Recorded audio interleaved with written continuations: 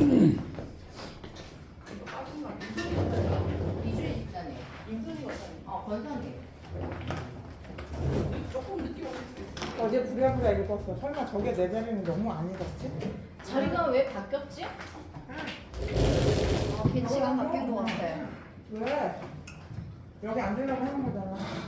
아예 안 들어서 올 때 왔어. 근데 이거 너무 안 좋아. 근데 좀 뭐가 바뀐 것 같은데? 뭐가 바뀌었나? 안 좁아. 넓은 자리가 좋아. 좁아. 내가 다리 여유가 있는 거니까 편해야지. 갑자기 기도하고 싶다. 나 때문에? 그러지 마. 편하려고 그래. 네, 기도하고 시작하겠습니다. 기도하겠습니다. 사랑과 은혜가 많으신 하나님, 좋은 날 허락하여 주시고 또 이 시간 함께 모여서 하나님의 말씀을 또 배우고 또 깨닫게 하시는 은혜를 허락해 주셔서 참으로 감사를 드립니다. 시간을 또 마음을 정성을 들여서 이 시간 나왔사오니 아버지께서 좋은 것으로 채워주시고 유익한 것들을 얻게 하여 주셔서 이를 통해 하나님의 말씀이 들렸을 때에 더 깊이 그 말씀에 다가가는 우리들 될 수 있도록 인도하여 주시옵소서. 감사드리며 예수님의 이름으로 기도합니다. 아멘. 네, 명절 잘 보내셨죠? 네. 명절이 있다 보니까 한 주 쉬고 모였는데 너무 오래 쉰 것 같아요. 한참 된 것 같아요. 다음 주는 지나네. 다음 주가 MC 공휴일이거든. 잠깐만요. 일단 기다려보세요. 네, 아무튼 너무 오랜만에 해가지고 좀 이제 많이 잊어버리신 거 아닌가 또 마음이 또 이렇게 좀 풀리신 게 아닌가 싶은 염려가 살짝 들면서 제가 그래가지고 이제 종종 사진 올렸잖아요, 그렇죠? 지도도 그려보면서 잊지 마십시오. 저도 열심히 하고 있습니다. 라고 하는 것들을 좀 보여드리기 위해서 카톡방에 조금 이렇게 올렸던 것 같습니다. 먼저 저희 지도 그리기 먼저 해보도록 하겠습니다. 뒤편에 아직 안 가지고 오신 분들은 뒤에서 챙기시고 새 지도 이제 뒤에 준비되어 있으니까 그거 보시면서 지금까지 우리가 공부했던 거, 지금까지 이제 외우자라고 했던 부분까지 한번 그려보시는 걸로 시작을 해보도록 하겠습니다. 이게 저희가 이제 제가 매번 말씀드리지만 항상 강의 시작할 때 항상 그리고 시작하기 때문에 움직이는 거지 뭐. 해야겠다. 빨리 해야겠다. 이제 해야겠다. 라는 생각도 가지시면서 계속 외워 나아가시면 될 것 같고 오늘도 좀 그 도시들이 추가가 될 거예요. 오늘. 그래가지고 더 추가가 되는데 이번에 추가되는 거는 제가 조금 외우는 팁을 조금 드릴 수 있도록 하겠습니다.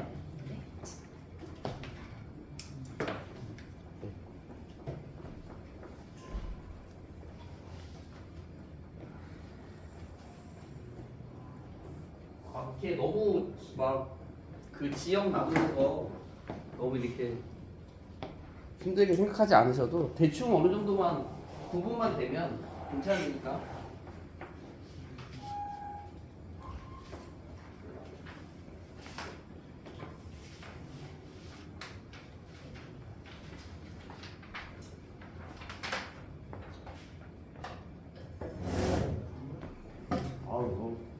진행하시는 분들도 계시고.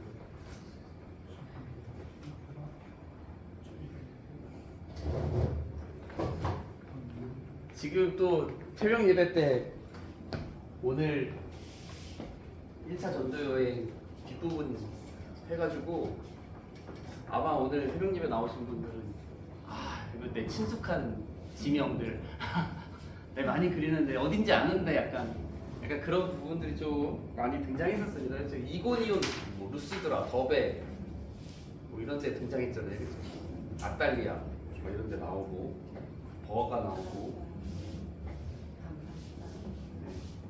근데 그 참 그 안디옥이 두 군데라서 약간 살짝 조금 그렇긴 한데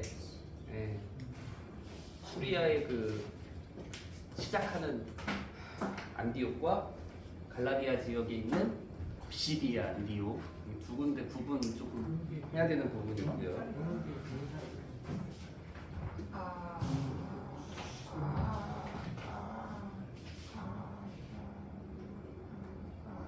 어디 아픈 줄.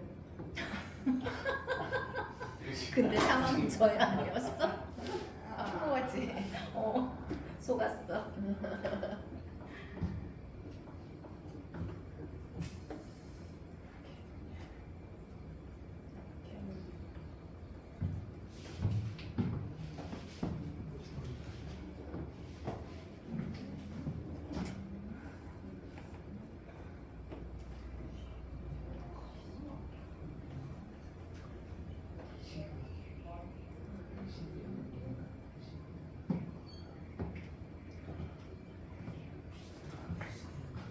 생각이 안 누구 해? 이렇게 연락 뭐지? 두고 하잖아. 눈이 안 보여가지고. 나. 안 보이니까 외워야지. 이게 진짜 무작정 시작해봐야 들어요. 확실히. 그냥 보고 내가 다 외운 다음에 해야지 하면은 좀 오래 걸리기도 하고 무작정 일단 딱 그냥 지도 대충 그리면서 시작하면 여기는 약간 그때부터 실력이 좀 느는 거 같아요. 거기는 어느 그 지도에는 있었는데 네.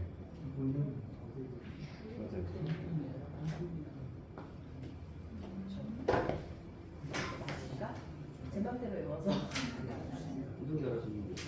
제가 갑자기 이 말이 생각이 안 났어. 여기가 있니까 이게 뭐가 안 그래요?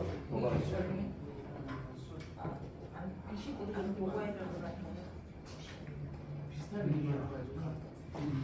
시대 안 좋은 게 뭐가 하나 있었던 것 같아요. 이군이요? 아 맞아. 이군이 여기 이게 있네. 조금. 네. 약간 이분이었는데 무슨 소리 위에 뭐가 있었나? 아 여기가 안 되면 안 돼. 이분이 맞아. 이분이 이쪽으로 맞아. 맞지. 다 옮겨 적었어. 이게 네. 지금 이 정도면 충분해요. 이 정도면. 드디어 약간 근데 딸이야 뭐 뭐가 앞달려. 앞다리 버가 앞다리야 뭐가 네. 여기가 반빌리야. 네 맞아. familia 안에 네. 이게 뭔지 모르겠네. 다 속을 안 썼네.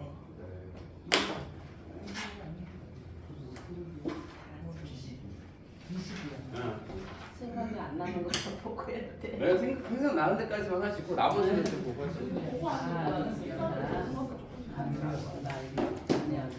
네 어느 정도 다 하시고 있는 것 같으니까 하셨으니까 저도 이제 생각해 보면은 저는 일단 이렇게 그림을 그리고 나면 이쪽부터 그냥 하게 돼요 자연스럽게. 그래서 여기부터 해서 아가야 헬라 가르치고 헬라 여기 위에 마게도냐 네, 그 저희가 뭐 2차 전도 여행 때 뭐 이야기를 하겠지만 바울이 그 드로아에서 마게도냐인이 부르는 환상을 보는 곳이 있거든요. 그래서 이제 아 하나님께서 나를 마게도냐로 보내시는구나라고 하는 곳이 어디냐면 우리 무시아 체크했잖아요. 무시아 여기가 무시아인데 무시아에 드로아가 여기 있고 드로아 여기에서 마게도냐인이 부르는 환상을 드로아 여기에서 이제 바울이 보고 사모드락의 섬을 지나서 마게도냐로 가는 그 길이 이제 그 2차 전도의 코스 중에 있어요. 그래서 마게도냐는 이쪽 그래서 이쪽에서 마게도냐인이 부르는 환상을 여기서 보고 이렇게 건너가는 거 아무튼 있고 그리고 저는 이제 한 이따만하게 아시아 그리고 여기 이렇게 해서 시리아 지금은 시리아 그리고 여기를 이렇게 해서 길리기아 여기를 이렇게 해서 갑바도기아 그리고 여기를 이렇게 해서 아까 요즘 길리기아 더 길어 밤빌리아 여기를 이렇게 해서 루기아 그리고 여기를 이렇게 해서 부르기아 여기는 갈라디아가 엄청 크던데. 갈라디아. 여기 좀 갈라디아 너무 크다. 그리고 여기 위에가 비두니아. 그리고 위에가 뭐 본도. 그리고 북으로 여기가 대충 예루살렘. 이름이 안디옥. 여기가 이제 엄청 중요한 곳이죠. 시작하는 곳이니까. 그리고 도시들을 보자면 이쪽에서는 빌립보.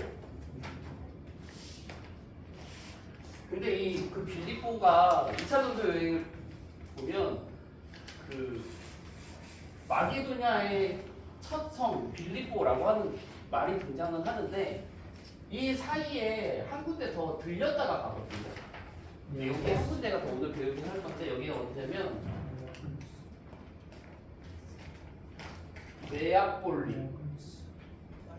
네아폴리라고 하는 곳을 이제 거천 다음에 빌립보에 가요. 그러니까 이제 마게도냐의 첫 성이 빌립보라고 하는 것은 아마도 이제 네아폴리에서 이제 복음 전파에 대한 부분이 이제 되게 장소만 언급되거든요.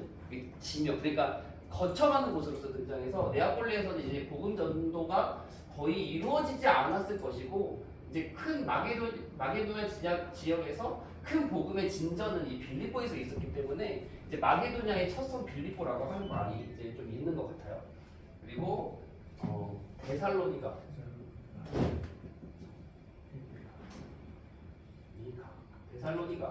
그리고 여기에 고린도. 아시아에서는 이제 에베소 3차 전도 여행이 주된 지역이고 그리고 다소 길리기아의 다소 네 아무튼 바울의 고향 다소.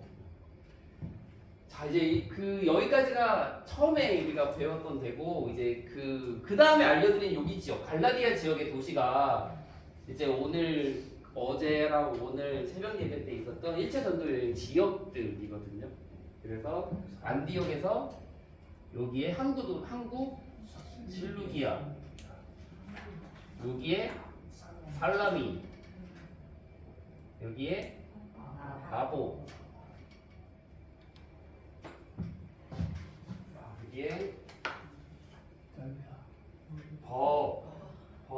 버가 이거 이거라네요. 버가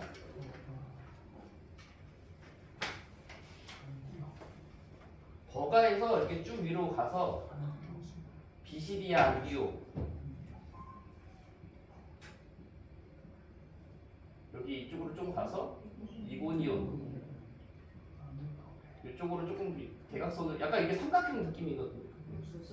루스드라 여기에 버베 그리고 여기에 이제 마지막에 또 알려드린 데가 아탈리아 여기까지인 것 같아요. 그렇죠? 네, 여기까지. 근데 이거를 좀 이렇게 외우면 조금 어려우시고 나중에 이제 1차 전도 여행 들어가면 코스로 외우면 아마 이게 더 편하실 거예요. 코스로 외워지면 그때는 이게 더 되게 잘 외워지리라 생각이 듭니다. 저는 이제 어떻게 외우냐면 안실살바 더한 이루더 아무튼 이렇게 외우거든요. 코스대로. 근데 코스대로 외우면 이게 머리에 더 잘 들어오실 거예요. 아무튼 그렇고 이제 오늘 또 새롭게 배울 지역을 조금 보자면 오늘은 그 2차 전도 여행에 있는 코스들을 조금 해보도록 하겠습니다. 2차 전도 여행 때는 아까 전에 했었던 여기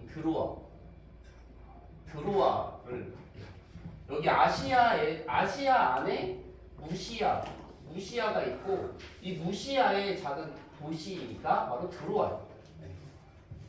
아시아 안에 이쪽 끄트머리에 무시아 안에 도시 드로아에서는 2차 전도 여행에서도 잠깐 이 환상 보는 그런 도시이기도 하지만 3차 전도 여행 때도 잠깐 들리는 도시. 그래서 설교가 길어가지고 누가 떨어져서 죽었다가 다시 살아나는 아무튼 그 사람이 한 명 등장하는 장소이기도 하고 그다음에 여기 섬 조금 큰 섬이 있는데 여기는 사모드라게 이름이 조금 어렵죠? 네. 사모드라게 섬입니다. 사모드라게 섬. 사모드라게 섬. 사네 빌암 비볼리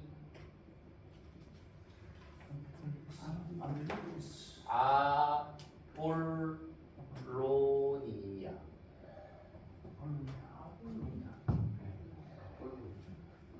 여기는 이제 알렉산드리아가 이쯤에 있죠. 알렉산드리아. 여기는 구레네. 아무튼 아무튼 그리고 베레아 잘 많이 들어보셨죠? 베레아. 네. 좀 고상하신 분들 그래가지고 말씀이 이러한 거 매우 고상하신 분들이 있는 베레아. 그리고 여기가 아덴. 네, 아덴. 그때는 이름이 아덴. 그리고 고린도 있고 고린도에서 이쪽이 겐그레아.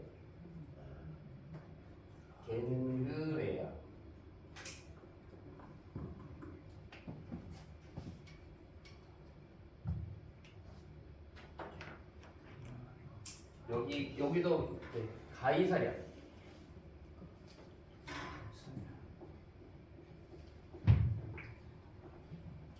오늘은 여기까지 외우려고 합니다. 네, 다음에 아직 남은 거는 4차 전도 여행 때 등장하는 것들인데 여기에 그 지도에는 섬들이 있잖아요. 네, 그 섬들이랑 3차 전도 여행 때 있었던 지역들 조금 몇 개만 추가하면 일단 도시들 거의 다 체크가 되는 거예요. 그래서 여기를 저는 그냥 앞에 글자로 또 외우거든요. 앞에 글자로. 그래서 여기를 그냥 뭐 너무 다른 거 신경 쓰지 말고 간격도 신경 쓸 필요 없이 그냥 동이랑 그냥 어느 정도 점을 그냥 쭉쭉 찍었는데 저는 여기서부터 사네빌 암아대백 이렇게 외워요. 사네빌 암아대백 그리고 덴고겐 왜냐면 순서가 이래. 덴고겐 순서로 가기 때문에 사네빌 아마데베 덴고겐 뭐 이렇게 아마데베 덴고겐 저는 그렇게 외워서 그냥 쭈루루루 이렇게 체크를 하는 편이에요. 그래서 오늘까지 해서 이제 다음 시간까지 외워오실 곳은 요만큼 거의 다 끝났습니다. 이제 근데 지도를 외우는 건 그리고 1차 전도 여행을 가게 되면 되게 이제 외우기 되게 쉬워지실 거예요. 이렇게 되거든요. 이렇게 다시 돌아갔다가 버가에서 아탈리아 갔다가 랑갱으로 가는 걸로 끝이기 때문에 이제 1차 전도 여행을 되게 표시하기는 되게 쉬워지실 거예요. 이렇게 지도를 어느 정도 외워놓고 나시면 그리고 좀 조금 뭐 틀리거나 조금 헷갈리셔도 계속해서 하다 보면은 강의 시간에 이제 더 하다 보면은 잘 외워지시리라 생각이 듭니다. 아무튼 지도는 여기까지 하도록 하겠습니다. 자 오늘은 8장부터 12장까지의 내용입니다. 8장부터 12장. 사도행전 8장부터 12장까지의 내용입니다. 지난번에 있었던 내용들 복습 간단하게 말씀을 드리자면 1장부터 7장까지의 내용 간단하게 말씀드리자면 사도행전 1장부터 7장까지의 내용은 크게 두 가지로 보면은 두 가지 관점을 가지고 보면 1장부터 7장이 어느 정도 그림이 그려지는 것 같아요. 무슨 말이냐면 하나는 베드로 중심적인 스토리로 이제 생각을 하면 이제 사도행전 전반부가 어느 정도 좀 이해가 되는 거죠. 그래서 이 베드로라고 하는 그 제자가 예수님의 수제자가 1장에서부터 두각을 드러내기 시작하거든요. 그래서 우리 안에 되어진 일, 앞으로 우리가 해야 할 일, 이것을 말씀과 기도 중에 하나님의 말씀을 연구하면서 말씀 속에서 답을 찾아서 그 답을 가지고 제자들 앞에서 120명의 문도들 앞에서 같이 이야기하는 내용으로 1장이 구성이 되고 2장에서도 베드로의 설교를 통해서 3,000명이 돌아오는 일들 그러니까 베드로 중심적인 스토리로 이제 전반부 1장부터 7장까지 잘 이어져 나아가거든요. 그래서 사도의 대표도 베드로고 이 베드로가 요한이랑 다니든 뭐 같이 있든 항상 주도적인 그런 역할을 하기 때문에 베드로 중심적인 스토리로서 사도행전 1장부터 7장을 생각해 보면 조금 더 이해가 되고, 두 번째 관점은 교회 중심적이다. 교회의 탄생, 교회의 성장, 교회의 위기, 약간 이런 부분으로도 사도행전 1장부터 7장까지의 내용을 연결해서 볼 수 있는 거죠. 그래서 오순절 성령 강림 이후로 교회가 탄생을 하고, 그리고 그 교회는 베드로의 설교를 통해서 성장을 하게 되고, 그 성장하는 교회에는 위기가 찾아오게 되는데, 어떤 위기들이죠? 어떤 걸 위기라고 할 수 있을까요? 첫 번째는 아나니아와 삽비라 사건도 교회의 성장을 저해할 수도 있었겠다라고 생각할 수 있는 그런 위기 중에 하나였죠. 근데 그 위기를 오히려 더 좋은 걸로 바꾸시지만, 그리고 사도들도 잡혀 들어가요. 사도들도 잡혀 들어가는 일들이 두 번 있게 되고, 그러니까 교회에는 위기가 찾아왔었어요. 성장하는 가운데. 그럼에도 그 위기를 오히려 기회로 바꾸셔서 오히려 성장하게끔 하시는, 더 성장하게끔 하시는 하나님의 역사가 그 가운데에 있었습니다. 그리고 마지막에는 이제 스데반의 일 때문에 교회가 큰 환란을 당하게 된다라고 하는 것으로 7장 마지막 부분이 이어졌습니다.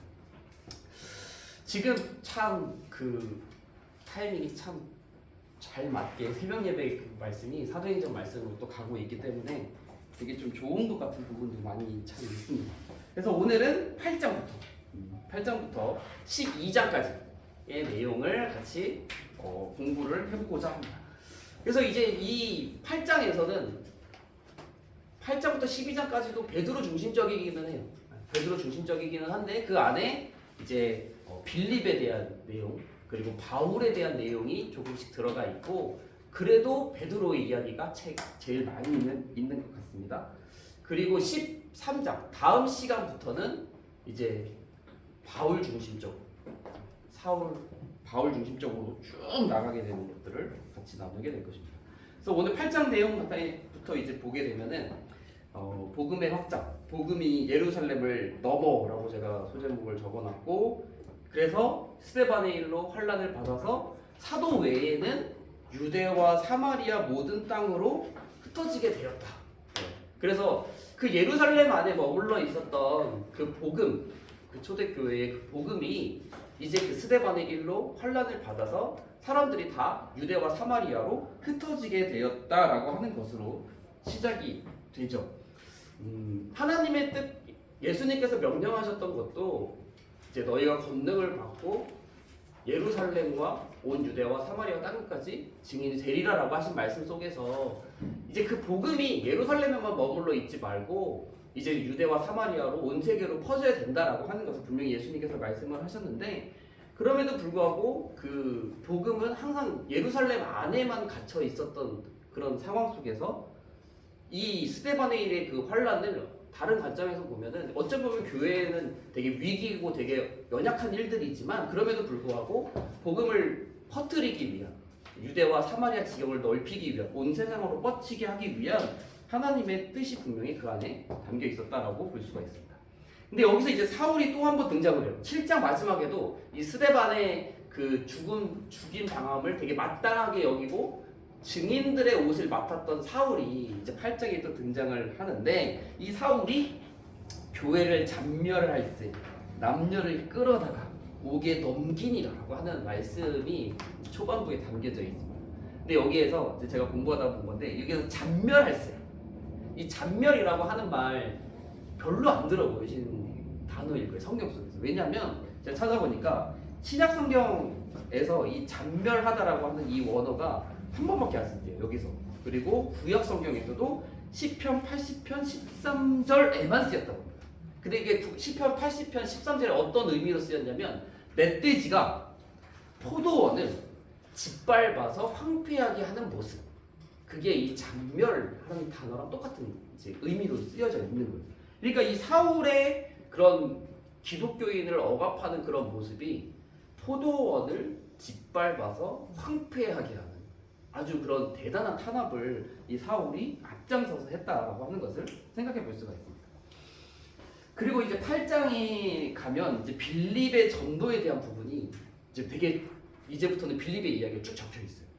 근데 이 빌립이 예수님의 제자가 아니라 그 7 집사 중에 세워졌던 빌립. 그리고 7 집사는 이제 저는 다 모른다 그랬잖아요. 다 외우지 않았습니다. 우리 박종현 장로님이랑 이정수 집사님 다 외웠는지 아직도 기억나시는지는 모르겠으나 저는 다 외우지 않았어요. 2명만 알고 있습니다. 스데반과 빌립만 알고 있어요. 아무튼 그 두 번째 빌립입니다. 그래서 이 빌립이 이 예루살렘에 있던 이 빌립이 이제 스데반의 일로 예루살렘 밖으로 나가게 되면서 사마리아에 가서 전도를 했다라고 하는 거예요. 근데 이제 사마리아와 유대, 이스라엘, 예루살렘의 그 관계를 이제 어느 정도 잘 알고 계시잖아요. 유대 사람들이 예루살렘에 있는 유대 사람들이 이 사마리아 사람들을 되게 경멸하고 싫어합니다. 그 이유는 아마 잘 아시리라 생각이 드는데 간단하게 말씀드리자면 이 남과 북이 구약시대 때 갈라지잖아요. 남유다 북이스라엘로 갈라지게 되면서 북이스라엘은 722년에 누구한테 멸망하죠?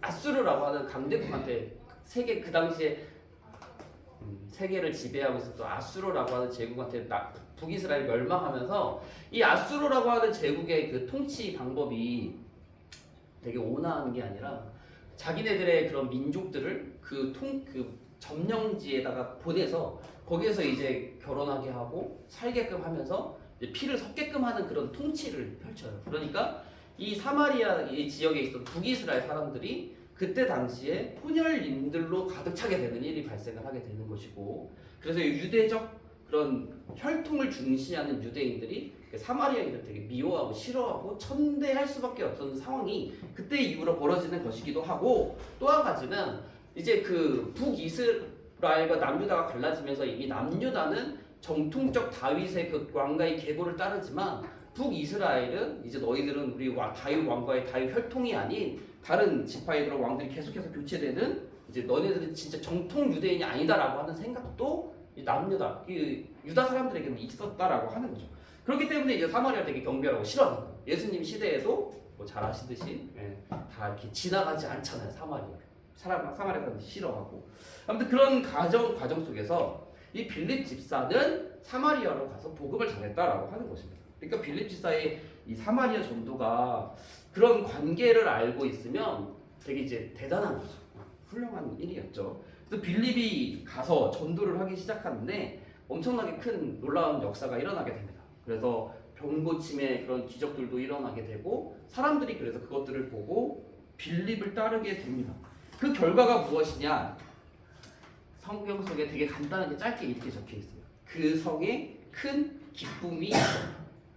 그 성에 큰 기쁨이 있더라. 지금 저희 빌립보서 주일 말씀에 담임 목사님께서 전하고 계신데 계속해서 그 빌립보서에 가장 자주 등장하고 중요한 단어 중에 하나가 바로 기쁨이잖아요, 그렇죠? 그 기쁨이랑 연결이 되고 있는 것 같고, 복음이 있는 곳에 일어나는 마땅한 영향, 마땅한 결과, 그것이 바로 기쁨이다라고 하는 것도 생각해 볼 수가 있습니다. 근데 여기에 이제 이 반대하는 세력이 또 하나 등장을 하게 돼요. 근데 이 반대와 이 그 대적자의 등장은 항상 꼬리에 꼬리를 무는 것 같습니다. 그래서 오늘 여기에서도 이 마술사 시몬이라고 하는 반대자, 어찌 보면 대적자, 그럼에도 잠깐 이제 빌립 기독교에 들어오는 것 같았지만 그 믿음은 가짜였던 것이 드러났던 이 마술사 시몬이라고 하는 자가 등장을 하게 되잖아요. 근데 이 모습이 나중에 바울에 가서도 또 반복되는 것을 보게 돼요. 그러니까 이제 바울이 1차 전도 여행 때 이 1차 전도 여행이 코스인데 여기 와서 이 바보 지역에서도 이 바울을 반대하는 자가 또 등장을 하게 돼요. 그러니까 어디를 가든지 항상 반대하는 세력들, 그리고 또 위기를 겪게 되는 일들은 항상 복음의 진전 속에는 항상 있다라고 하는 부분. 이 마술사 시몬이 등장을 하게 되는데 이 마술사 시몬에 대해서 성경은 어떻게 말을 하냐면 자칭 큰 자 이렇게 이야기를 하고 하나님의 이름으로 마술을 행하면서 사람들을 미혹시켰다 라고 되어져 있어요. 자칭 큰 자, 하나님의 이름으로 마술을 행하면서 사람들을 미혹시켰다. 근데 이 사람이 이제 그 하나님의 이름을 빌어가지고 놀라운 일들을 하긴 했던 것 같아요. 근데 빌립 집사의 성령 충만을 대한 그 능력이 더 컸던 것으로 보입니다. 그래서 이 마술사 시몬이 빌립을 따라다니면서 믿고 세례를 받게 되고 따라다니는 일이 발생을 하게 되는 것이죠. 아마 이 모습을 통해서도 사마리아에 있는 사람들이 더 많이 주님께로 돌아오지 않았을까 생각을 하게 됩니다. 자, 그래서 이 소식이 예루살렘에도 들린 거예요. 그래서 예루살렘에 들려서 이 이방인의 구원을 확인하기 위해서 베드로와 요한을 사마리아로 보냅니다. 이 빌립 집사의 전도를 통해 사마리아에 정말 복음이 전파되었고 그들이 예수님을 믿는 믿음 가운데 있는 것인지 확인하기 위해서 베드로와 요한이 파송이 돼서 사마리아로 가고 그들을 만나게 되고 그래서 그들을 위해서 성령 받기를 기도하고 성령이 내리는 것을 보게 된다라고 하는 거죠. 근데 딱 이 가운데에 마술사 시몬, 그 믿고 세례를 받았던 시몬도 같이 있었던 것으로 보여요. 그러니까 믿는 자들을 모아두고 베드로와 요한이 성령 받기를 기도했는데 그때 이 모였던 사람들에게 성령이 내렸다라고 하는 거죠. 그런데 여기서 분명한 것은 이 시몬, 마술사 시몬에게는 성령이 내리지 않았던 것으로 보입니다. 분명히 같이 있었을 텐데. 그래서 이 시몬이 이 모습을 통해서 분명히 확신할 수 있는 것은 시몬에게는 분명한 믿음이 있지 않았다라고 하는 거예요.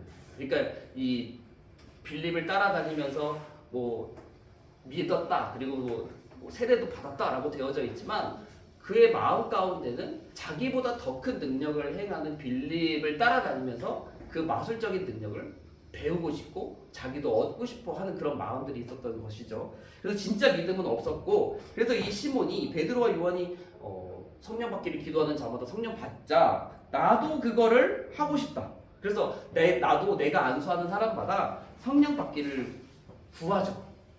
돈을 들여서. 그러면서 성경 말씀이 뭐라고 적혀 있냐면 내가 안수하는 사람은 성령을 받게 하옵소서. 이렇게 이제 구하는 장면이 등장을 하게 돼요. 근데 이때 베드로가 책망을 하게 됩니다.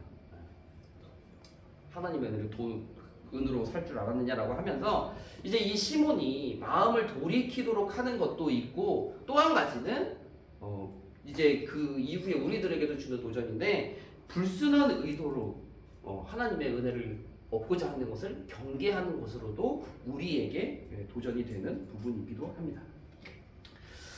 그래서 이 빌립이 열심히 사마리아를 전도해요. 열심히 사마리아를 전도하고 있는 가운데에 이 성령님께서 다시 이제 빌립에게 지시를 하셔서 가사로 내려가는 그 길로 내려가라라고 이렇게 말씀을 하십니다. 근데 이제 제가 이제 한번 이 본문을 가지고 설교를 한 적이 있었거든요.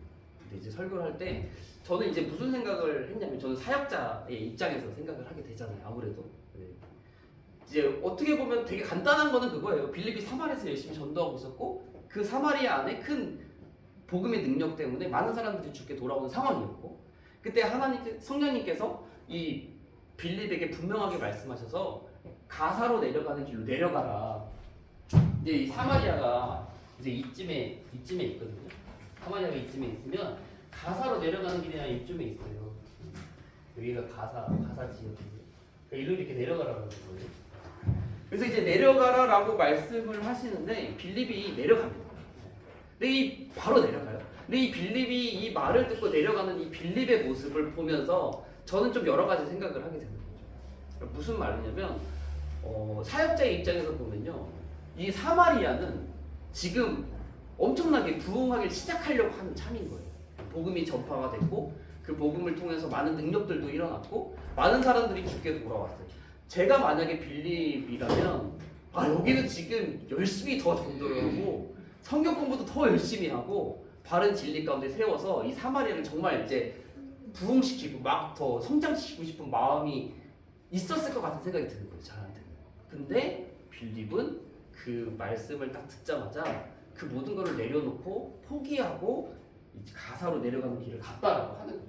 다시 이 사마리아 지역에 와서 복음을 전할 수 있게 될지 알지 못하는 상황 속에서 자신에게 주어진 하나님의 말씀에 순종하는 모습이 사역자인 저의 입장에서 볼 때는 되게 쉽지 않은 모습이었던 것 같아요. 그래서 그 부분에서 한번 설교한 적이 있었고, 그래서 가사로 내려가는 길로 갑니다. 근데 여기는 이 광야길이고 되게 척박한 길이기도 하고 되게 힘든 길이기도 해요. 근데 순종해서 빌립이 가사로 내려가는 길을 가다가 누구를 만나느냐? 잘 알고 있는 에디오피아의 국고 맡은 내시 간다게, 여왕이라고 해요. 간다게의 국고 맡은, 에디오피아 국고 맡은 내시를 만나게 됩니다. 근데 이 내시를 만나게 되는데 이 내시가 그 수레를 타고 가는 가운데에 있었고 하나님의 말씀을 읽고 있는 가운데에 있었어요. 그래서 수레로 가까이 가라라고는 음성도 들리고. 근데 이 에디오피아의 내시가 무엇을 하고 있었냐면은 그 성경을 읽고 있었죠. 말씀을 읽고 있었잖아요. 근데 그 말씀을 읽고 있는 가운데에 그 말씀이 이사야 53장의 내용이에요. 이사야 53장. 고난받는 종에 대한 내용. 그런데 이제 현실적으로 생각해 보면은 수레를 타고 가고 있는 그 말씀을 읽고 있는 그것이 무슨 말씀인지 과연 수레를 따라가고 있는 이 빌립에게 들렸을까라도 생각해 볼 수가 있는데 그 당시에 유대인들은 하나님의 말씀을 읽을 때 되게 큰 소리로 읽었다고 하더라고요. 그러니까 우리는 이제 말씀을 이렇게 조곤조곤하게 읽고 속으로 읽는 것들도 많이 있는데 그 당시에 유대인들은 하나님의 말씀을 읽을 때 되게 큰 소리로 읽는 그런 문화가 있었대요. 되게 큰 소리로 읽었고 그것을 분명히 빌립도 들었을 것이다 라고 추측도 되고, 그래서 그 에디오피아의 내시가 이제 이 빌립에게 도움을 구하죠. 이 읽고 있는 이 사람이 누구를 가리킵니까? 이 고난받는 종, 메시아에 대한 내용인데 누구를 가리킴이냐라고 물어봐요. 근데 여기서 참 이제 흥미로운 것 중에 한 가지는 그 당시에 이 이사야 53장을 읽는 유대인들이 고난받는 종, 우리는 이제 예수님이라고 잘 알고 있지만 그 당시에는 이 고난받는 종을 과연 누구라고 생각했느냐라고 하는 그 당시의 해석은 예수님은 아니었다는 거죠. 예수님 오기 전에 이제 그 말씀이 전해지고 읽혔던 거니까 누구라고 생각하십니까? 그 고난받는 종 과연 누구였을까요? 두 가지 큰 해석이 있었어요 그 당시에. 첫 번째는 이사야 본인. 첫 번째는 이사야 본인이고 답부터 말씀드리자면 두 번째는 이스라엘이라고 생각했다고 합니다. 그러니까 우리들은 지금 현재 고난받고 있는 중이다. 고난받는 중. 왜냐하면 이제 로마의 타락을 받고 있고 로마의 식민지처럼 되어져 있으니까 우리는 고난받는 종이고 언젠가 우리가 회복하게 될 거야라고 하는 그런 해석도 있고, 또 한 가지는 이사야 본인이 바로 이 고난받는 종이다라고 사람들이 그 당시 유대인들은 해석하고 생각했다라고 하는 거예요. 자, 여기서 이제 제가 좀 찾아보니까 이사야가 어떻게 죽는지는 성경에는 나와 있잖아요. 근데 이제 유대교 전승 속에서는 이사야가 어떻게 죽게 되냐면, 제가 그 구약의 시대별 역사를 이 이사야가 그 당시 왕이 므낫세, 되게 악한 왕이거든요. 이 므낫세를 피해서 도망을 가다가 이사야가 떡갈나무인가 어떤 나무가 있는데 이 나무에 사이가 있어가지고 이렇게 들어갔는데 이 나무가 스스로 이렇게 감싸줘가지고 피하거든요. 병사들이 피하는데 나중에 이 병사들이 와가지고 이걸 발견해요. 그래서 이 나무째를 밑둥을 잘라가지고 이 나무째로 므낫세한테 가지고 가고, 그래서 이제 했나요? 톱으로 켜서 죽었다라고 하는 거예요. 유대인의 전승에는 그렇게 되어져 있어요. 그래서 그 당시에 톱으로 켜서 죽이는 형벌이 있었거든요. 그 당시에는. 경태 있어요? 귀를 이렇게 자른 거 밑에서 사태하고 아무튼. 그리고 그래서 이제 그 히브리서에 믿음의 선진들이 그 나오는 가운데에 톱으로 켜는 것과의 그 인물이 이제 이사야일 것이다라고 유대교 전승에서는 그렇게 이야기를 하고, 예수님의 12제자 중에서도 한 명이 톱으로 켜서 죽었다라고 전해지고 있어요. 전승으로. 열심당한 시몬이 이제 톱으로 켜는 그렇게 해서 이제 순교했다라고 전해집니다. 아무튼 무서운 얘기는 여기까지 하고요. 그래서 아무튼 그 당시의 해석은 이사야 본인이거나 이스라엘이라고 생각했다라고 하는 거예요. 근데 이제 이 내시가 그것에 대한 의문을 이제 빌립에게 구했고, 빌립이 가서 이제 이 본문의 진짜 해석에 대해서, 메시아에 대해서, 그리스도에 대해서 분명히 전하게 되고, 이 빌립을 통해서 세례도 받고 이제 이 기쁨 가운데 이 메시가 자기네 고향으로 돌아가게 되는 거. 그래서 이 사람을 통해서 그 당시에 이 에디오피아라고 하는 게 여기에서 이렇게 쭉 가게 되면은 이쯤에 되게 미친데 여기에 애굽이 있잖아요. 애굽, 이집트가 있는 건 아시죠? 이집트 밑에가 구스족 에디오피아, 그 당시에 에디오피아라고 합니다. 아무튼 그 지역의 복음 전파의 길이 이를 통해서 열렸을 것이다라고 추측을 합니다. 아무튼 이제 빌립이 이러고 나서 어디로 가게 되느냐? 아소도에 성령님이 이 빌립을 순간에 도시켜요. 말 그대로 하자면. 그래서 아소도는 조금 위에 있는 곳이거든요. 여기 아소도에 가서 복음을 전하고 그 위에 그 다음에서는 요 가이사랴로 가게 됩니다. 가이사랴에서 머물고 그래서 결혼도 언제 하셨는지는 잘 모르겠으나 이제 딸 넷도 있고 딸 넷이 처녀로 예언하는 자들이었다라고 성경에 기록되어져 있고 이후에는 이제 3차 전도 여행을 마쳐가는 가운데에 마치고 나서 예루살렘으로 가는 바울 일행을 영접하는 사람, 바울이 머무는 곳이 바로 이 전도자 빌립 집사의 집. 그래서 나중에 한번 2차 전도 여행 때 이 빌립 집사에 대해서 한 번 더 이야기 나누는 일이 있을 겁니다. 아무튼 빌립의 행적까지가 이제 8장의 내용이고 9장으로 가게 되면 이제 사울이 등장을 하게 됩니다. 이제 이 사도행전의 찐 주인공이죠. 사람으로 치자면 찐 주인공 사울이 등장을 해서 이 사울이 다메섹으로 이제 그 회당으로 가는 거예요. 유대인의 그 회당으로 가서 이 공문을 전달하러 이제 갑니다. 왜냐면 이제 이 기독교인들을 다 잡아다가 다 이제 뭐 감옥에 가두기 위해서 예수의 도를 따르는 자를 결박하여 다메섹에 있는 예수의 도를 따르는 자를 결박하여 예루살렘으로 잡아오려 회당으로 공문을 가지고 가는 거예요. 다메섹에 있는 회당으로 공문을 가지고 가는 거예요. 근데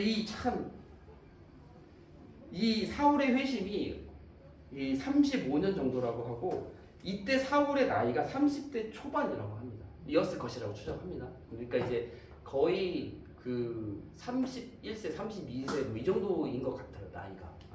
그러니까 예수님이랑 별로 차이가 없어요. 아무튼 그래서 이 사울이 가다가 우리가 잘 아는 이제 이 사울의 회심에 대한 이야기가 진행이 되죠. 하늘로부터 빛과 소리가 있고 그래서 이 치력도 멀게 되고 같이 가던 자들에게 손에 이끌려서 다메섹으로 들어가는 장면 잘 아실 것이고 이 주의 지시 1이 무엇이냐면 시내로 들어가라. 네가 행할 것을 너에게 이를 자를 기다리라.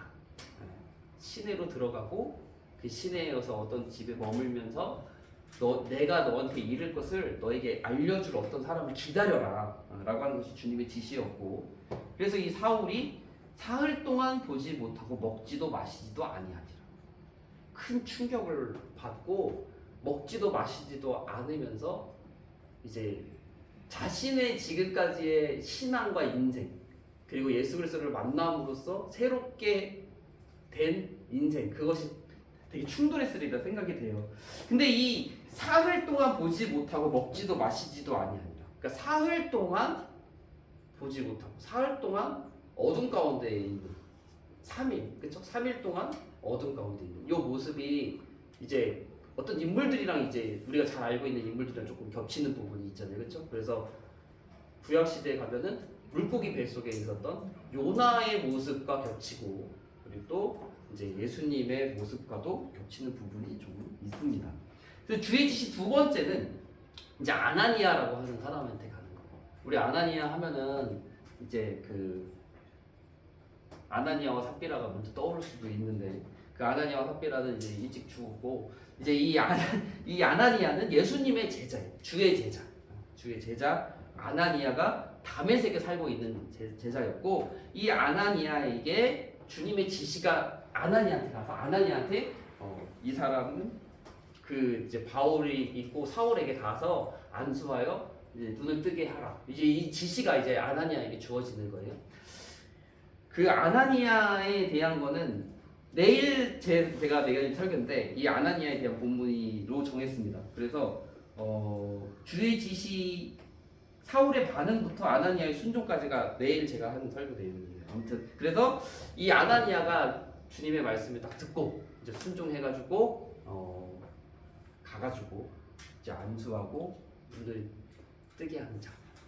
형제 사울아라고 이렇게 부르면서 되게 멋있는 장면이긴 한데 아무튼 그래서 이 사울이 눈을 뜨게 되고 식사교제도 하고 강건하여졌다라고 이제 나오게 됩니다. 근데 이 사울이 이제 눈을 딱 뜨고 나서 정신을 딱 번쩍 차리고 나서 바로 전도를 시작을 해요. 우리가 여기 부분은 아마 조금 잘 모르시는 분들이 있으리라 생각이 됩니다. 왜냐면은 우리가 이제 딱 여기까지는 잘 아는데 그 다음에는 이제 바로 전도여행으로 딱 건너뛰는 느낌이 있어요. 왜냐면 저도 잘 깊이 보지 않으면 잘 모르기 때문에 사울의 행적에 대해서. 근데 이 사울이 눈을 딱 뜨게 되고 나서 바로 시작한 게 뭐냐면 다메섹 전도입니다. 다메섹 지역. 그가 갔던 그 지역. 그래서 어떻게 하느냐? 회당에 들어가서 예수는 그리스도라고 증거를 하기 시작해요. 근데 참 여기가 아이러니한 게 뭐냐면 사울이 맨 처음에는 며칠 전만 하더라도 유대인의 회당을 가는 이유가 예수 믿는 자들을 잡았다가 예루살렘 끌고 가기 위해서 회당으로 가는 거였는데 이제 며칠 사이에 확 바뀌어서 회당으로 가는 이유가 예수는 그리스도이심을 전하기 위해서 회당으로 가게 되는 모습. 딱 이게 되게 상반되면서 되게 이제 재미있는 모습입니다. 아무튼 그래서 유대인들이 되게 당혹하죠. 그리고 이 사울을 죽이려고 하는 계획을 세워서 이때 사울의 전도를 듣고 복음을 전파를 듣고 제자가 된 주를 따르는 자들이 사울을 피신시켜서 광주리에 달아서 내보냈는데 여기가 조금 어려운 부분이 뭐냐면 여기에서 그 갈라디아서에 보면 1장에 바울이 이제 자기의 그 신앙 내력, 자기의 이제 그 신앙에 대해서 이야기를 사도권을 이제 변호하면서 하는 이야기가 나오는데 그때 사울의 고백 속에서는 이 다메섹에서 눈을 뜨게 되고 회복된 이후에 아라비아로 가서 3년 동안 있다가 예루살렘으로 갔다라고 하는 장면이 있는 거예요. 이제 아라비아는 어디냐면 다메섹은 좀 위에 있고 아라비아는 이쪽에 있어요. 아라비아는 이쪽에 있고 아라비아는 좀 광야가 많은 광야 지역이 좀 많이 있다고 합니다. 아무튼 이 사울이 우리는 되게 성경에 되게 연도도 안 나오고 뭐 금방 훅 지나가지만 사울이 예루살렘으로 1차 방문 그러니까 9장에 있는 사울의 전도 1 다메섹에서 예루살렘으로의 이 사이에 아라비아에서 3년을 있었던 거예요. 아라비아에서 3년을 있고 그 3년이 지난 이후에 예루살렘으로 가게 되는데 예루살렘에 있는 제자들이 사울의 회심을 믿지 않고 근데 이때 딱 등장하는 사람이 누구냐? 위로의 아들 바나바가 딱 등장을 해서 중재를 해주죠. 사울이 진짜 예수 그리스도를 믿는 종이 되었다, 제자가 되었다라고 하는 것을 이 바나바가 중재를 해주게 됩니다. 근데 이 바나바가 언급되고 바나바의 중재를 통해서 사울과 제자들의 관계가 회복된 모습을 통해서 볼 때 이 바나바가 그 당시에 초대교회에서 엄청나게 신임 받는 자, 영향력이 있는 자, 또 지도자로서 엄청난 그런 자리매김을 하고 있었다라고 하는 것을 충분히 생각해 볼 수가 있는 거죠. 그래서 이 바나바의 중재를 통해서 사울이 제자들과 교제하게 되는데 갈라디아에서 보면은 야고보밖에 만나지 못했다라고 하는 내용도 또 등장을 하게 됩니다. 근데 이게 되게 합치는 게 쉽지 않은 작업이기는 해요. 그래서 이 사울이 이번엔 또 이 예루살렘에서도 제도를 해요. 그러니까 복음 전하는 일에 그냥 어디에 있든지 복음 전하는 일을 하는 거예요. 근데 이때 또 사울을 죽이려고 하는 공모가 일어나게 되고 사울이 가이사랴로 가서 가이사랴에서 이제 다소로 피신하게 되는 일이 발생을 하게 됩니다. 근데 연도 계산을 하게 되면은 이 다소에 가서 있었다가 이 사울의 행적이 나중에 바나바가 이 안디옥 교회가 생긴 이후에 바나바가 다소에 있는 사울을 불러서 이제 안디옥 교회에서 같이 사역을 하게 되는데 아마 이 아라비아에서 3년, 이 다소에서 약 9에서 10년 정도 있었을 것으로 추정이 돼요. 그래야 연도가 계산이 돼요. 우리는 되게 훅 지나가잖아요. 별거 아닌 것처럼 그냥 뭐 바로 그 다음 장으로 바로 좀 있으면 마을이 바나바랑 같이 있다가 전투여행 같은 것처럼 우리는 생각하지만 실제적인 그 연도로서는 엄청나게 긴 시간들이 그 안에 담겨져 있다라고 하는 것입니다. 자, 그래서 이 사울 이야기가 잠깐 끝나고 이제 베드로의 이야기로 다시 돌아오게 됩니다. 이제 전반부는 저 베드로의 활약이에요. 이 베드로가 이번에는 어디를 가서 전도를 하게 되냐면 이 유대 지역, 여기는 이제 유대 지역인데 유대 지역에 여기 이쯤에 루다라고 하는 곳이 있습니다. 루다라고 하는 곳으로 가서 애니야를 고치는 일이 있어요. 애니야를 고치다. 루다에 중풍병이 8년간 있었던 루다에 사는 애니야를 고치게 되는 일이 발생을 하게 되는데 이 루다와 사론의 이 지역에 있는 사람들이 이제 많은 사람들이 믿게 되었다. 주를 믿게 되었다라고 짤막하게 기록이 되어져 있고 그 다음에는 요빠라고 하는 곳으로 가는데 이 요빠는 요쯤에 있어요. 가이사랴보다는 좀 미치고 여기가 요빠는 좀 많이 들어보셨죠? 중요한 도시기도 하고 그래서 요빠로 가서 요번에는 선행과 구제를 많이 했던 여제자 도르가 다른 말로 다비다인가요? 아무튼 이 분을 살리는 일이 있어서 많은 사람들이 믿게 되었다라고 되어져 있습니다.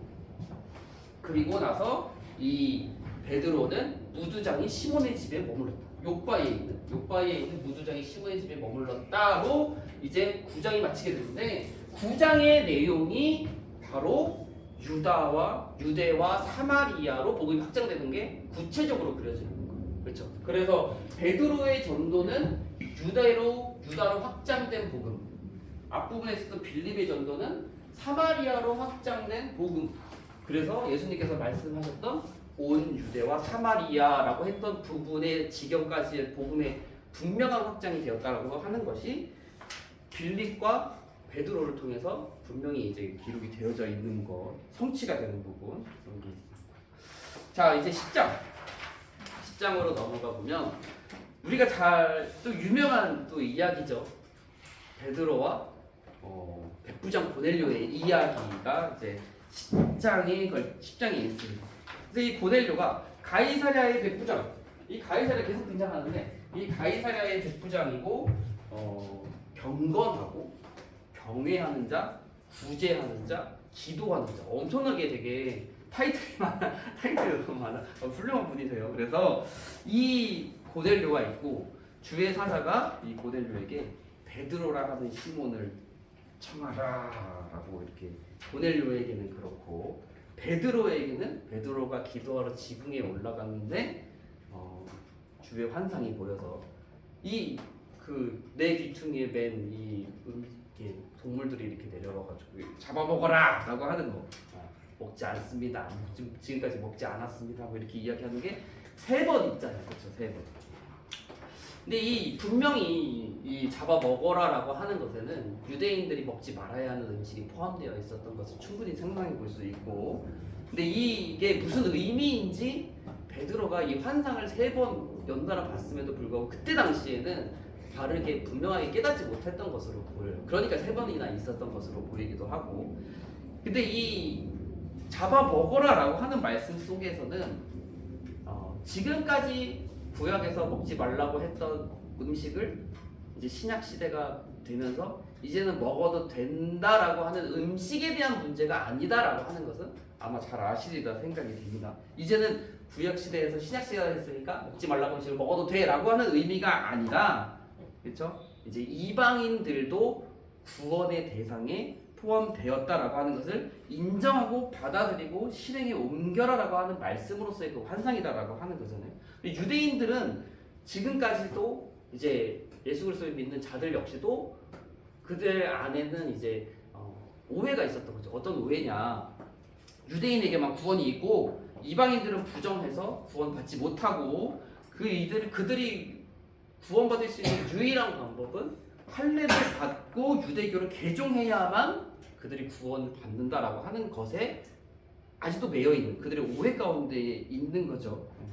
이제 베드로를 비롯한 예루살렘의 많은 사람들이 이런 마음을 가지고 있었다라고 하는 것입니다.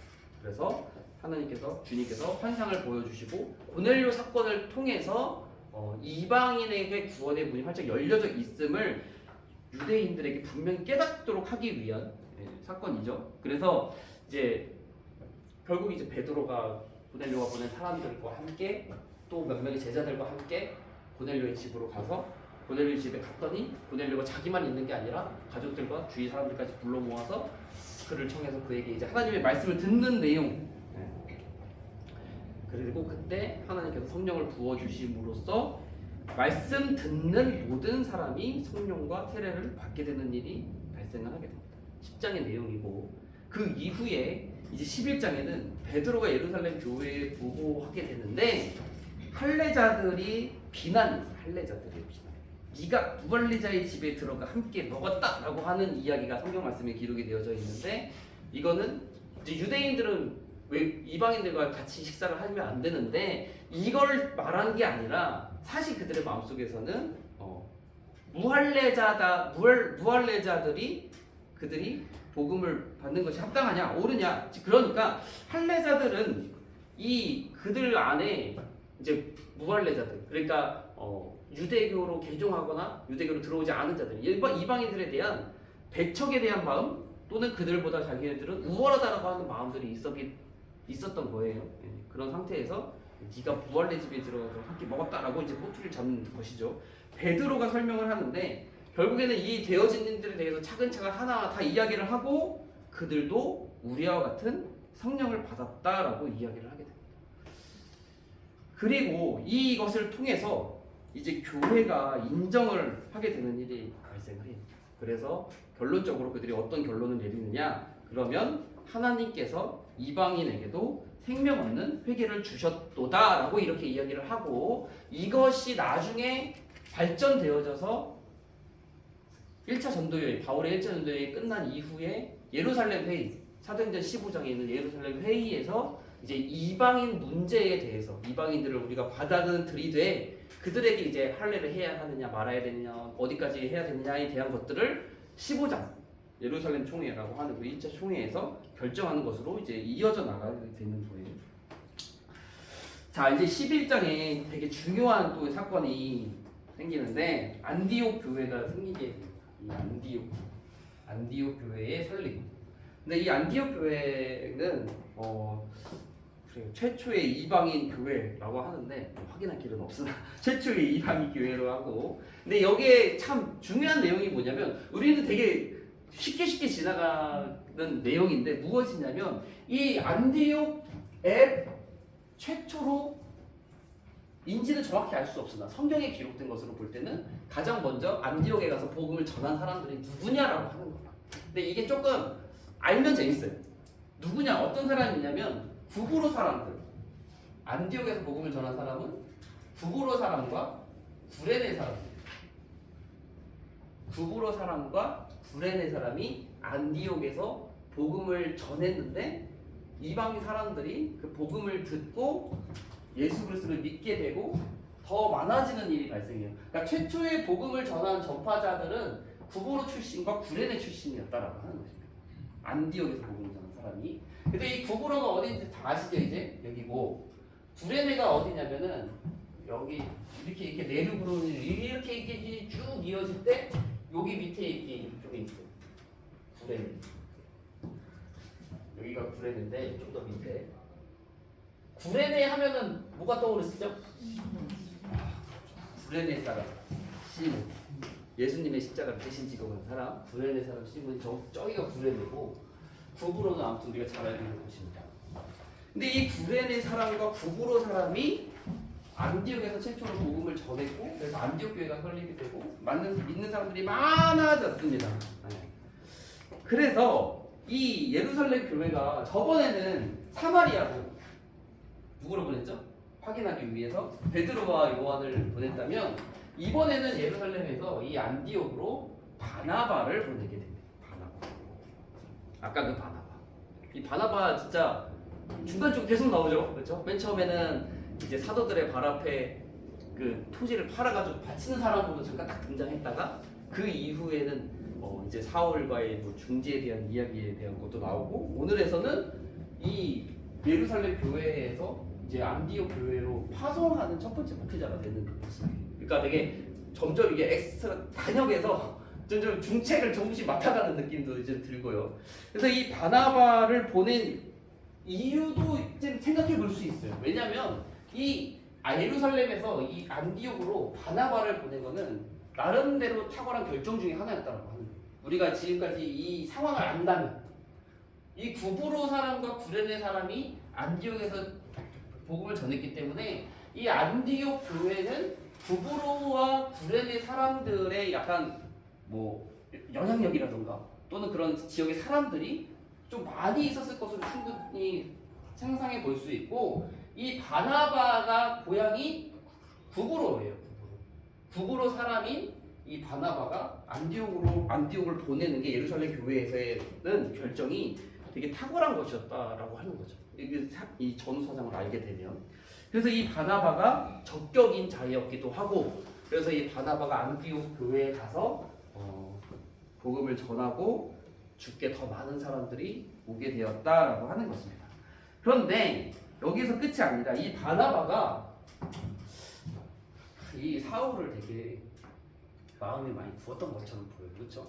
저번에는 와가지고 중재도 해주고 그래서 이제 신교를 맺기도 하지만 이 안디옥 교회에 와서 이 바나바가 다소로 가서 다소에 있는 사울을 데리고 안디옥으로 와서 둘이서 같이 안디옥 교회에서 가르쳤다라고 되어져 있습니다. 1년간 가르쳤다라고 되어져 있으면서 그 이후에 그리스도인들이라 불리게 되었다라고 하는 말씀이 그려져 있습니다. 그러니까 이 바나바는 처음에 이 사도들조차 믿지 않는 이 사울을 일단 먼저 믿었죠. 그렇죠? 먼저 바울이 어떤 자인지 사울이 어떤 자인지를 이 바나바는 처음부터 믿었고, 그가 이방인의 사도로 부름받았다라는 것도 분명히 인정했기 때문에 최초의 이방인 교회라고 하는 그 안디옥에는 이 사울이 적격의 인물이다라고 하는 것을 그가 분명히 기억했던 것으로 보여요. 왜냐하면 사울 본인이 이방인의 사도로 부름받았기 때문에. 그래서 이 안디옥으로 데리고 와서 같이 사역을 하게 되는 거죠. 자연스럽게 연결이 되고, 그때 이 부조의 큰 흉년, 이게 글라우디오 때 있었다라고 하고, 이것을 예언한 사람이 아가보라고 합니다. 아가보라고 하는 사람. 근데 이후에도 이 아가보가 한 번 더 등장을 하게 돼요. 그래서 3차 전도 여행 마치고 이 빌립 집사, 아까 그 빌립 집사 이 똑같은 데 등장하네요. 빌립 집사의 가이사라에 있는 빌립 집사의 집에 바울이 왔을 때 3차 전도 여행 마치고 왔을 때 이 아가보가 이 집에 찾아와가지고 이제 이 바울이 예루살렘 가서 결박을 당할 것이다라고 하는 것을 상징적인 행동을 하게 되는데, 이때 이 아가보가 동일 인물이고, 이 아가보가 오늘 11장에서도 글라우디오 때 큰 흉년이 있을 것이다 라고 되어지는데, 역사적으로 연도 계산을 했을 때 AD 약 44년경입니다. 안디옥 교회가 예루살렘 교회를 돕기로 해요. 안디옥 교회가 예루살렘 교회를 돕기로 해서 바나바와 사울의 손을 통해서 부조를 보냈는데, 이때 모습을 보면 이제 이 안디옥 교회에 영향력 있는 인물 바나바와 사울이 분명히 가지고 있었다라는 것을 생각해 볼 수 있어요. 근데 13장에 가서 딱 보면 이 안디옥 교회에 이제 영향력 있는 인물들이 5명이 등장해요. 근데 그 5명이 바나바와 사울을 포함해서 3명이 더 있는데, 아무튼 이제 되게 점점 이제 영향력을 가지게 되고 그 안에서 되게 큰 말씀을 많이 가르쳤던 모습을 보이죠. 큰 흉년이 있어서 안디옥 교회가 예루살렘 교회를 돕기로 해서 부조를 보내는 것이 이제 11장 마지막에 있고, 12장 가서 보게 되면은 이제 야고보의 순교, 이 최초로 순교한 자가 이제 야고보, 예수님의 사도 중에 야고보가 순교를 하게 되고, 이 헤롯에 의해서 죽었다라고 되어져 있는데, 이 헤롯은 헤롯 대왕, 그러니까 예수님 어린 시절 그 유아 살해를 명령했던 그 헤롯은 헤롯 대왕이고, 그 헤롯 대왕의 손주예요.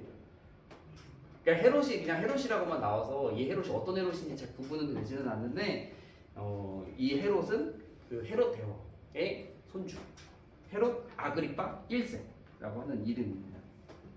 이 야고보가 죽은 것을 유대인들이 되게 기뻐하자 이 헤롯이 유대인들의 마음을 사기 위해서 베드로까지 잡아다가 감옥에 집어넣어요. 근데 이 베드로는 천사의 도움으로 구출이 되게 되고 그래서 이 구출된 베드로가 어디로 가게 되느냐? 마가 요한의 어머니의 집. 여기가 교회가 이곳에서 베드로를 위해서 기도하고 있었던 모습. 근데 이제 여기서 한 가지 에피소드가 있잖아요. 베드로가 문을 툭툭툭 두드리니까 로데라고 하는 여자애가 와가지고 베드로의 음성만 듣고도 베드로인 줄 알아요.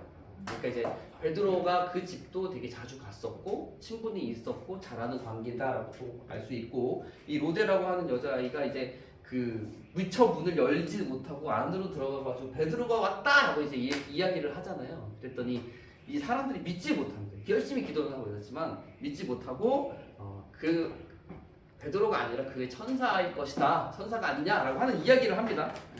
약간 여기서 이제 그 조금 그의 천사라고 약간 그런 의미가 드는데 여기에 좀 찾아보니까 그 당시 유대인들은 각 개인을 지켜주는 수호 천사가 있다고 믿었다고 합니다.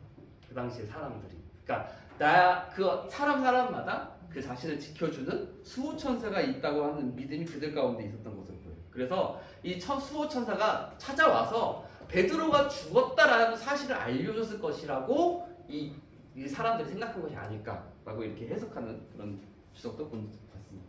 아무튼 베드로가 살아서 돌아오게 되는 일이 발생을 하게 되고 이 헤롯의 죽음이 또 잠깐 짤막하게 12장에 들어가 있는데 아무튼 비참한 죽음을 겪게 되었다. 갑작스러운 복통으로 죽게 되었다라고 요세푸스에는 기록이 되어져 있어요. 그러니까 유대교의 그 역사 되게 나름대로 신뢰할 만한 역사가 중에 하나인 그 요세푸스의 그 역사 속에서는 이 헤롯이 비참한 죽음, 갑작스러운 복통으로 죽었다.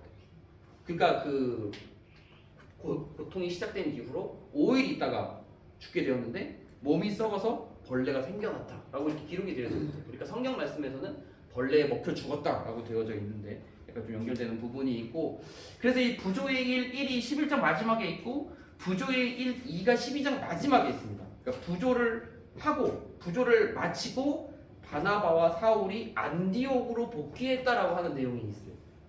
11장 마지막에서는 부조하기로 결정했고 12장 마지막에서는 부조를 마치고 바나바와 사울이 안디옥으로 복귀하는데 한 명을 데리고 가죠. 누구를 데리고 가죠? 마가 요한을 데리고 갑니다. 이게 13장이랑 되게 연결이 되는 부분이에요. 마가 요한을 데리고 간다라고 하는 게. 근데 이 마가 요한이 누군지 잘 아시죠? 이 마가 요한이 마가의 어머니의 다락방의 그 다락방 최후의 만찬과 120명의 분들도 같이 기도했던 그 성령 그 방 집주인 엄마의 집주인이 그 엄마고 집주인의 아들이 마가. 이 마가가 다음 시간에 1차 전도 여행 때 1차 전도 여행에 동행했다가 중간에 돌아오자.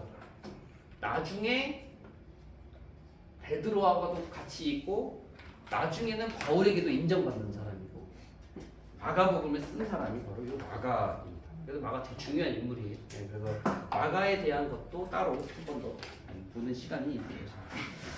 이 마가 요한은 제가 설교 준비를 하고 있어요. 그래서 마가는 10월 초에 제가 분명히 설교를 하게 될 것 같아서 미리 준비를 하고 있었는데 그래서 내일은 아나니아고 10월 초에 있을 주일 오후나 금요일에는 마가 요한을 하게 될 것 같아요.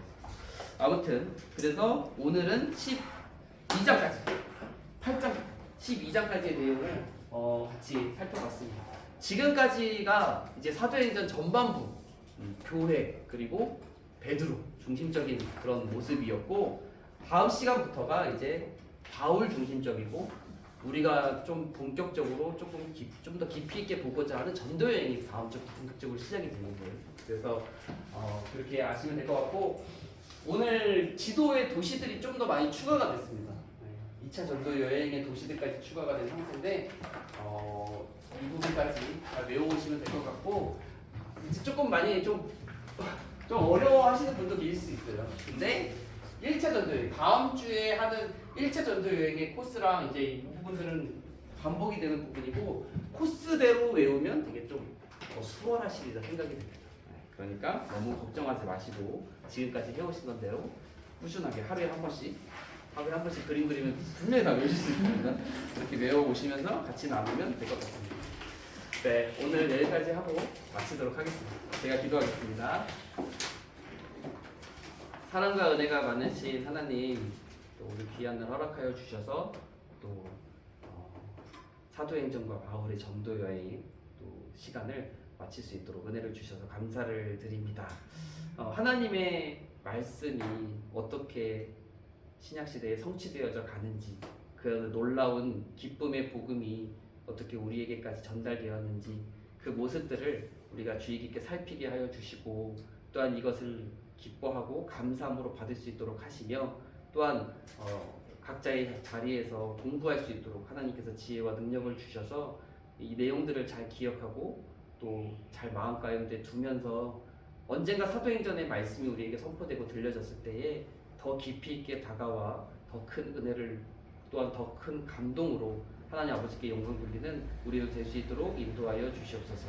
감사드리며 예수님의 이름으로 기도합니다. 아멘. 수고하셨습니다.